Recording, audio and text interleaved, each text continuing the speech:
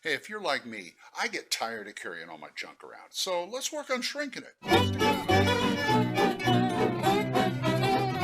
Hey, let's pull that Grognard back. And I don't know about you, but I get tired of carrying all my junk around all the time for, you know, DMing and GMing and all that kind of stuff. Now, this kind of is a corollary to when I was talking about packing for a vacation or a con, but it's further thoughts on it because you should be able to shrink down what you take normally. Um, Now, the bad news is you can't do that with everything. Say if you're an old grognard like me who plays first, second edition, basic D&D, stuff like that, things like this, it's really hard to shrink down. And what I'm talking about is digest size books. Now, you can make these digest sized, but we'll get to the problem with that later. First off, let's talk about some main game books come already shrunk, a la Savage Worlds, a la Castles and Crusades flip book. Unfortunately, you can't get these anymore because they changed printers and they sold out of them. But there may be a way around that. So, what you can do is try and condense things as much as you can. For instance, scenarios. Okay, if you're writing your own scenarios, I usually write them. This is my workbook for games. These things, they're composition books that are gridded. I prefer gridded for everything because it's versatile. You can write on it like it's just regular, regular like lined paper, but you can also draw maps, dungeons, things like that for it. But I don't always like to carry that. So, what I usually do is get one of these. I make these, and I'll show you how in a minute. Actually, I think that's upside down. No, it's right side up. And I'll show you how to make these in a moment. They're gridded, but it's just that the horizontal line I make a little darker, so it's a little easier to write when I want to just write in it. So, and if I have an adventure in here, I know this seems like a bit of work, but it's worth it. If I've got an adventure in here, I'll put it in one of these like this. This is something I wrote for Tunnels and Trolls. And they're about 12 pages. And so we'll get to those later. Some things you can also shrink down are if you have adventures that you found someplace else, you can shrink these down too. And like I said, I'm going to tell you all about this, how you can do it and how you can have it done. This is an old scenario from an old issue of Dragon. I happen to have PDFs of Dragon and Dungeon. And so I work to shrink these down.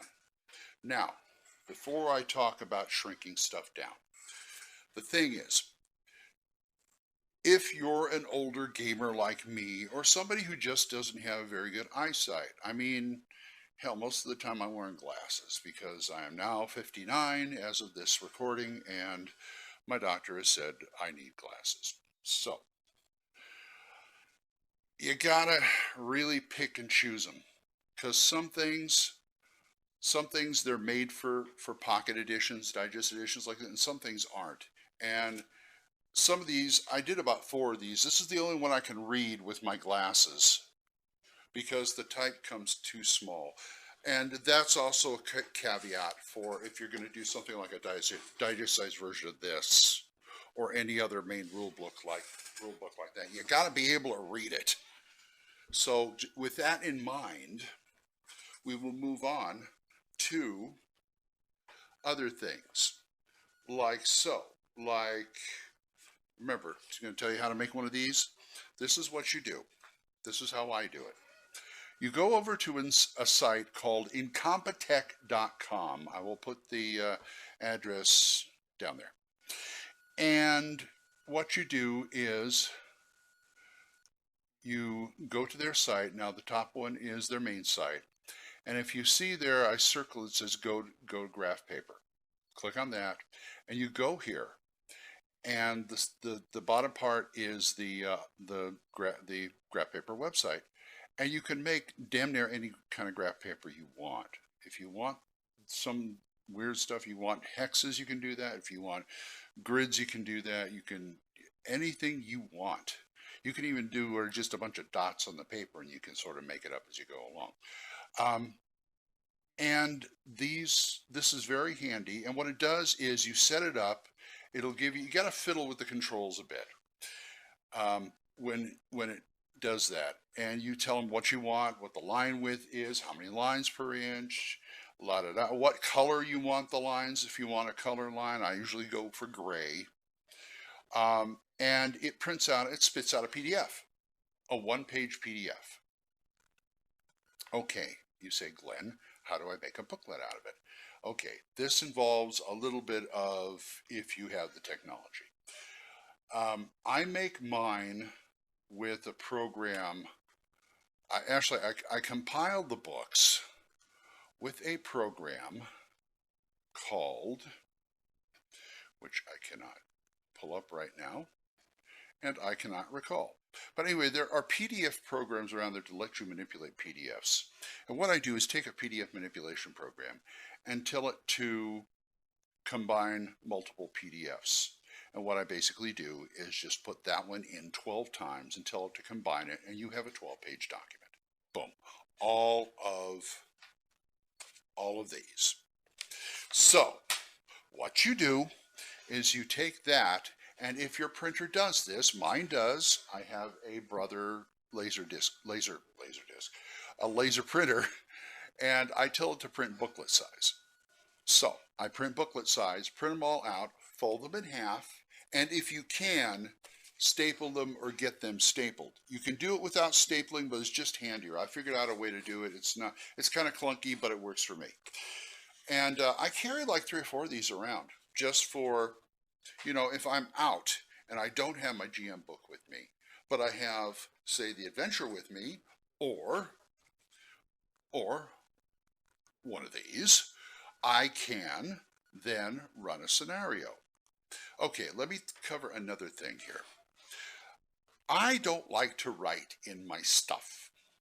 What I mean by that is, if I have something like, say, the Isle of Dread, which I do, which I have several copies of.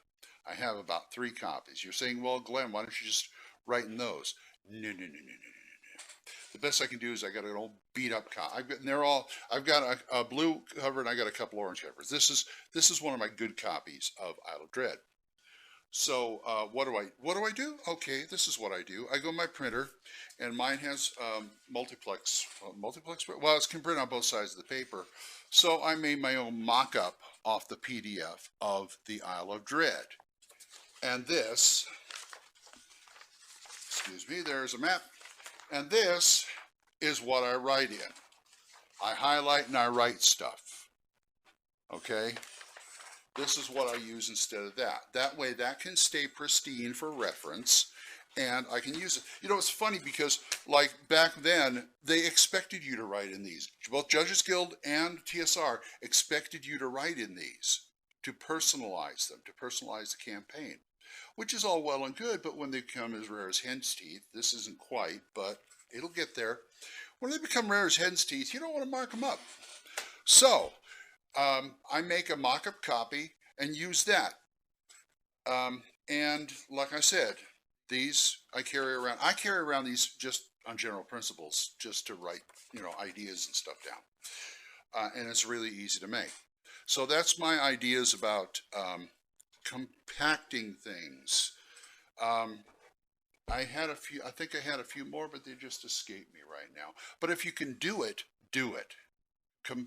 Knock things down into my bag of holding. Knock it down into my bag of holding, and I'm fine. My bag of holding. I've got a bigger box here I showed you in the last episode that I'm taking with me, and that's going to have a lot of shrunk down stuff in it. Like I said, beware. Make sure you can read them. If you go to Lulu and make a rule cyclopedia that's about that size, you better have damn good eyes. Anyway, you got anything to say about it or anything else, just give me a give me a holler at oldmangrognard@gmail.com. And until next time, bye-bye.